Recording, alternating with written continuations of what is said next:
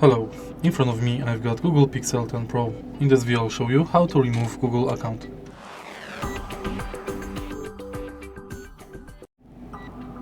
In the beginning, let's go to Settings and now find Google.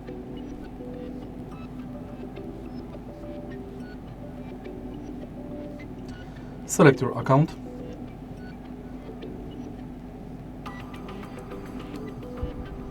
Manage your Google account or manage accounts on this device. Select your account and then tap Remove account.